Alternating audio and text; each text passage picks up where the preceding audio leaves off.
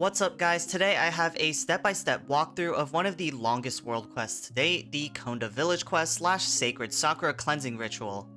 A lot of people seem to have found my Into the Mountains quest walkthrough helpful for the Dragonspine exploration, and I hope this video serves the same purpose.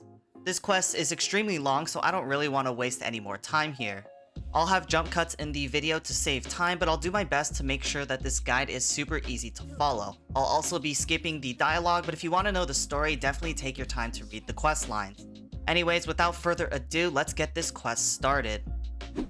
First, to accept this long chain of quests, we're going to want to teleport to the waypoint just outside the north exit of Konda Village.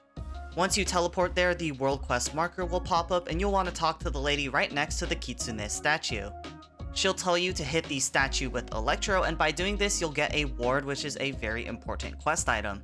The girl in the Kitsune mask will reveal her name to be Kazari, and she'll want you to investigate Konda Village for a hidden barrier. Enter Konda Village and Paimon will tell you to ask the locals about any secrets.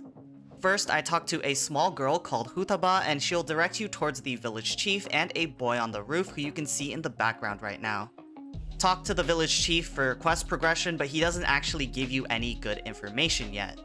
Once you finish talking with the village chief, move on to Takeru, who is the boy on the roof. Takeru will point you to a broken cart surrounded by Helitrills as a clue. You want to defeat the Helitrills here and picked up the ragged list of goods. Once we have the ragged list of goods, we still have two quest items to pick up. Find the old lady Saimon Eri next to the tomato plants and then read her dialogue. Once we finish talking with her, the other two clues will turn into markers on our map and we can navigate to them. At this point, we want to collect both items marked on the map and make our way back to the village chief once we have them. We're going to be using the 3 quest items to expose the chief of the village. Talk to the village chief, and for the first prompt to submit an item, select the purse by the dried up well. For the second prompt, pick the cargo bag fished out of water, and for the third prompt, submit the ragged list of goods. Once you expose the chief, he'll give in and he'll tell you to read the note on the roof of his house. This note will lead you to the location of the key to unlock the closed well that we picked up a quest item by.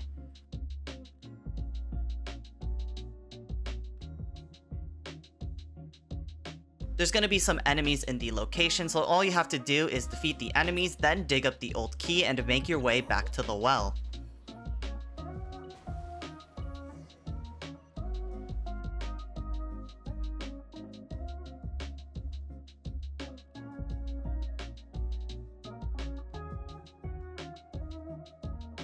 Once you break into the well, collect any chests that you see and you want to follow the Electro Sealy.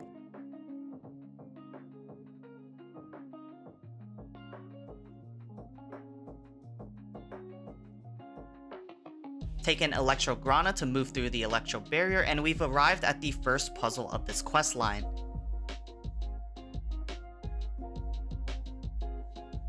To start up the puzzle, place the ward in the lamp where the Purify prompt shows up, then a pattern will appear under the Tori.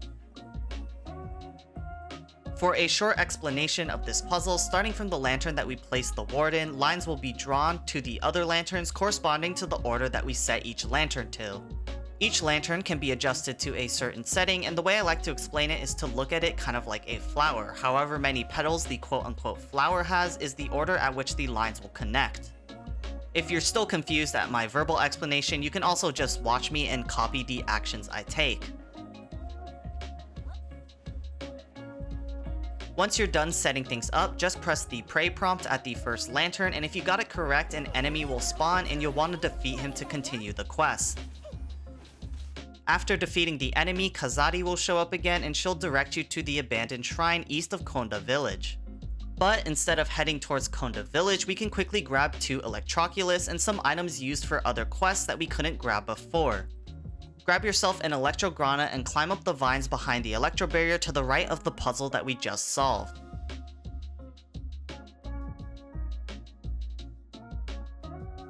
Release the gate and you'll claim a luxurious chest with 2 other quest items. Instead of going out the other gate, turn back and grab the Electroculus floating in the air.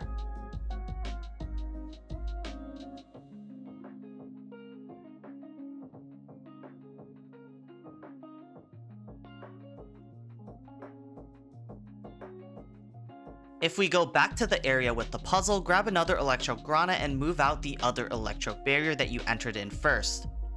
To your left, so there's going to be some boxes to break and a room behind those boxes. Claim your second Electroculus and move on to the next part of this quest by teleporting back to Konda Village and heading northeast. Once you teleport to Konda Village, make your way up to the abandoned shrine. This is the start of the second phase of the quest. When you walk up towards the shrine, there will be 3 mysterious figures dotted around the area, and our goal is to talk to all of them until they're facing each other by these 3 kitsune statues. Do not continue to talk to a mysterious figure if they're already in front of these statues, because it will warp them back to their original spot. I won't jump cut here so you guys can easily follow where each mysterious figure teleports after each time you talk to them.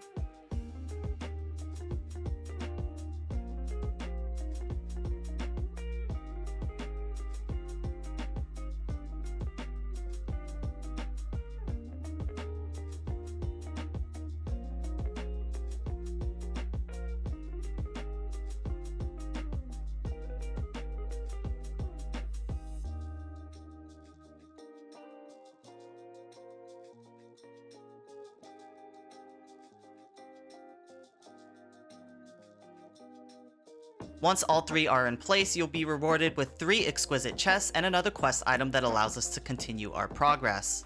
You can read it for lore if you want, but Paimon will tell us to go to Grand Narukami Shrine to get some more clues regarding the Sacred Sakura Cleansing. Once you teleport to Grand Narukami Shrine, you'll want to talk to the Shrine Maiden right next to the teleport point. By the end of her dialogue, she'll give you a gadget called the Memento Lens. Equip the Memento Lens from the gadget menu and then head back to the abandoned shrine that we were just at.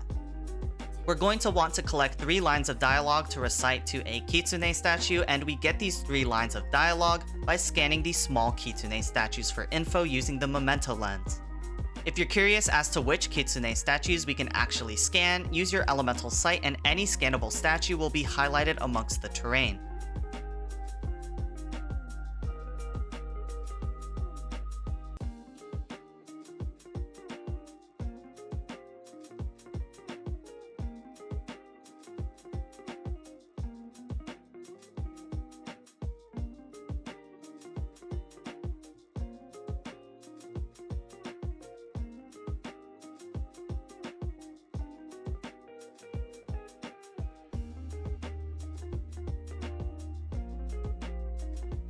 Once you've collected 3 lines to recite, head towards the marked statue and recite in the name of Narukami's envoy first. The next line is and of the Hakushin bloodline, and the last one is bring forth the fried tofu. By completing this part, we get a second ward, and we're going to want to find another place with the lanterns and puzzle. To do this, head south of the statue and glide down towards these amethyst lumps, and there will be a small cave entrance with crystal flies and, more importantly, the second barrier that we have to break. Activate the puzzle again by placing the ward in the lantern, and if you're confused about this puzzle, just watch what I do.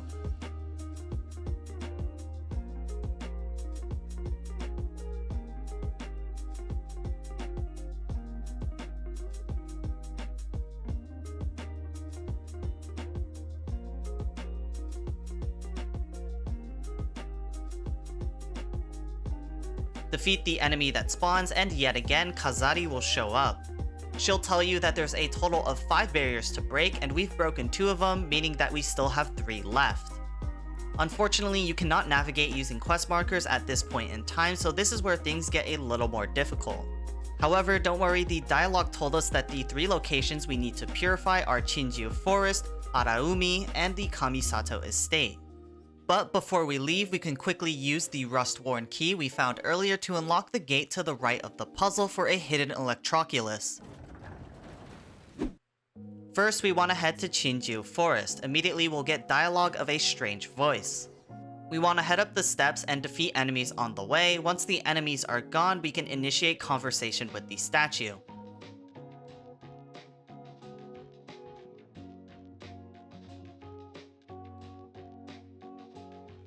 By the end of the dialogue, we're promised our 3rd ward. However, in exchange, we have to play with 3 Tanuki in the forest. The first Tanuki is really easy to find, just head down the steps and follow the Tanuki as he warps. Light up the torch that spawns, and that makes 1 Tanuki down, 2 to go. The second Tanuki will be a dead giveaway thanks to some Helitrils. Destroy the barrel that the Helitrils were surrounding, and out comes our second Tanuki. The final Tanuki will be along the path from the teleport point, and if you're struggling to find him like I was, find him using Elemental Sight. Once you're done with the 3 Tanuki, talk to the statue again and it'll give you your 3rd ward and also mark the location of the barrier. Make your way to the quest marker and a Tanuki will get rid of part of the cliffside to reveal the puzzle. Place the ward in the lantern to start the puzzle, and as always, if you're struggling, you can simply just watch what I do.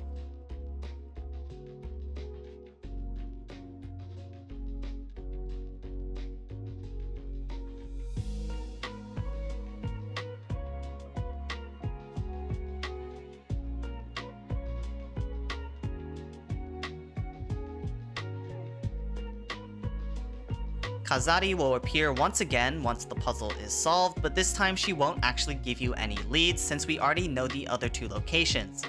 Now it's time to head to Araumi. Once you arrive at the large tree in the center of Araumi, there will be a puzzle that requires you to hit 4 electro pillars. I've already finished this puzzle, but just in case anyone needs it, I'll quickly show the location of the 4 pillars before I continue.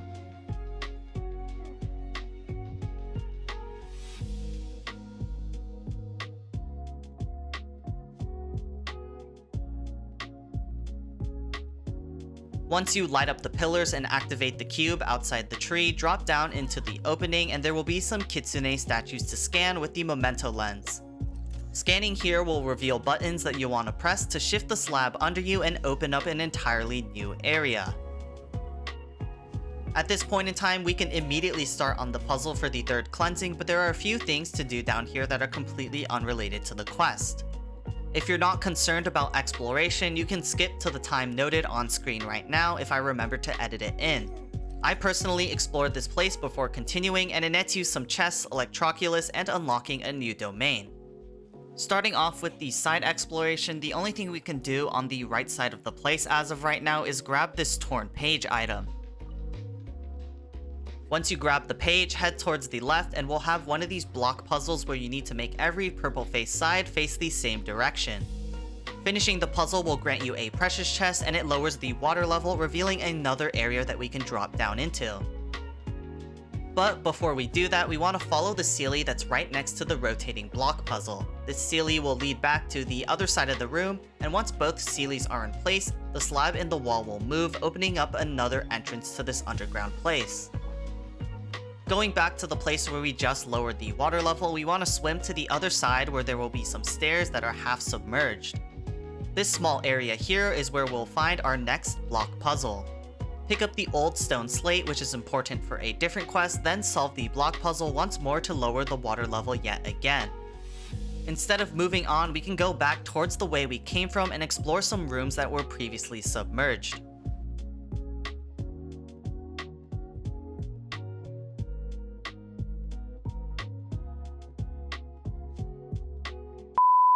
The first room has 2 rune guards and a common chest, while the second room contains a luxurious chest and another electroculus. Unfortunately, if you don't have a Sakura tree that's level 17, you're gonna have to skip this one like I had to. In the third room, there's a common chest which I didn't actually notice until editing this clip, and of course a source of electrograna for entry into the second room. And lastly, at the end of the little hallway, you can break this rubble here, but if I were to be honest, I have no idea what it's actually supposed to do. Anyways, back to the area with the stairs, we can open the gate using the cube, and since we solved the block puzzle, there will be a new area that we can enter that was previously underwater.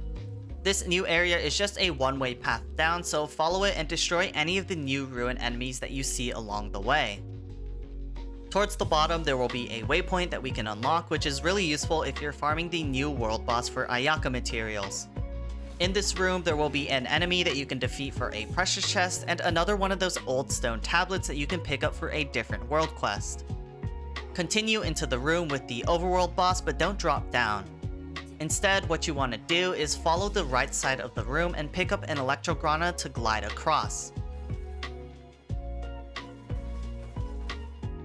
Over here, there will be another Electroculus and a Kitsune statue to scan for a low rarity artifact.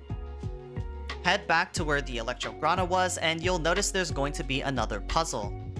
This one requires you to step on every square and end on the square with the faint barrier surrounding it. You can watch me do the puzzle if you're struggling to figure it out.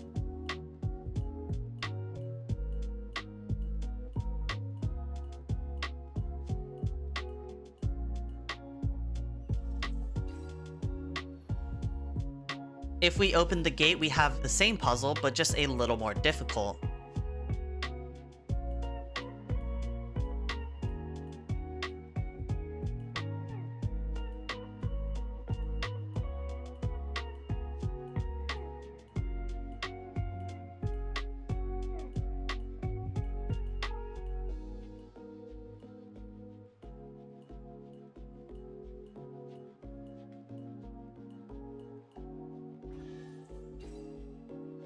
This time, our efforts are rewarded with a luxurious chest and a new domain. Once you're done here, teleport back to the waypoint we just unlocked and move back to the main room. It's finally time to continue the main quest and solve the puzzle. Back at the quest puzzle, we have to first reveal all the lanterns with the memento lens since not all of them are actually visible yet.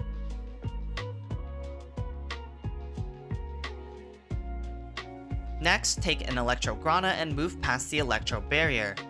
Remember, we have to hit the Kitsune statue with Electro to claim our ward, then move back to the main area to start the puzzle. By now you should already know the deal here, just follow along if you're struggling, but this one's actually pretty easy. The two we just revealed using the memento lens are going to be 2, and the ones to the left and right are going to be 3.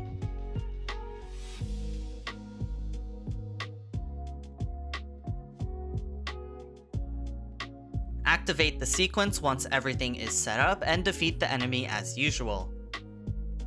If you successfully do this, we will now be at 2 out of 3 on our quest progress, but this time Kazari won't even show up. But that won't really matter to us since we already know our next destination. Make your way over to the Kamisato estate. Once you've arrived at the Kamisato estate, head down to the beach towards the skiff waypoint. You'll see a small spot with a few Kitsune statues and you'll want to scan one of them with the memento lens. Use Electro to claim the 5th and last ward, then run over to the skiff waypoint. Be sure to take your time to eliminate any of the Nobushi camped out here because there will be another old stone slate that we want to grab before summoning our Wave Rider.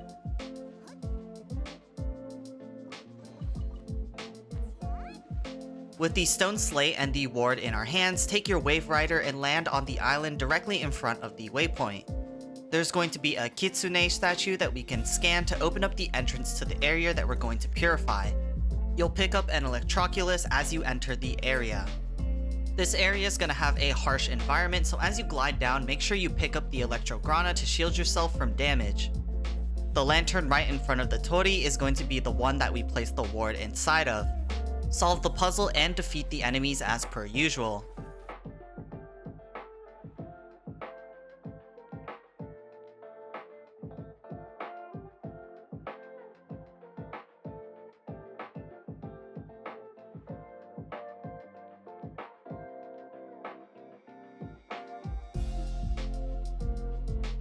Once that's wrapped up, the questline Cleansing Defilement is now complete, and just like last time, Kazari does not show up.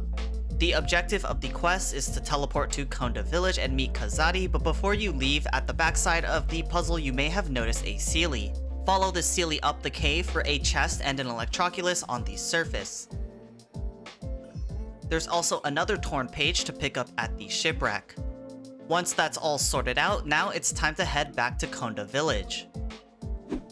Back in Konda Village, we want to head down to the well again into the area where we solved our first puzzle. Kazari will tell us that there is one more cleansing to be done, and that's Mount Yougou. Teleport to Grand Narukami Shrine and jump off the mountain behind the Sakura tree to meet Kazari in a crevice along the mountainside. She'll lower the water level below you and tell you to jump down in the hole.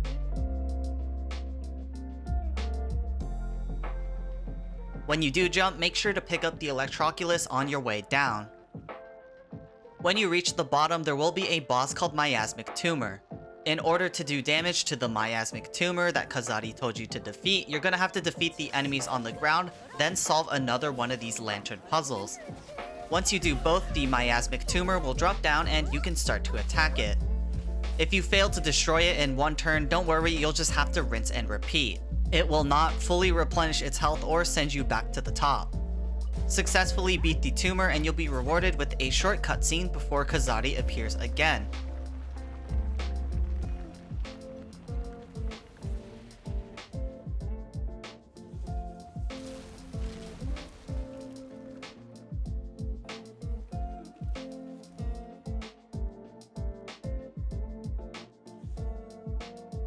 At this point in time, just talk to her and one last cutscene will play.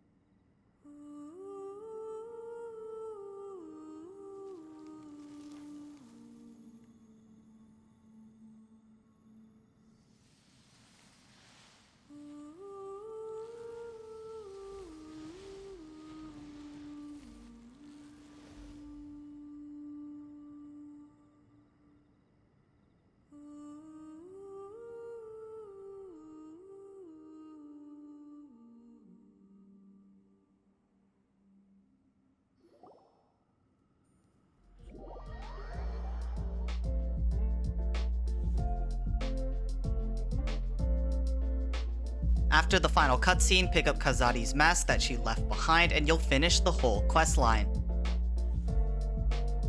Kazari's mask can be used to unlock the Inazuma Catalyst recipe.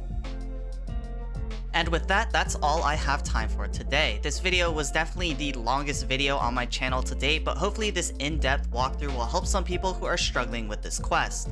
Without drawing this video out any longer than it needs to be, support the channel if you thought this guide was useful, and other than that, I'll see y'all in the next one. Peace.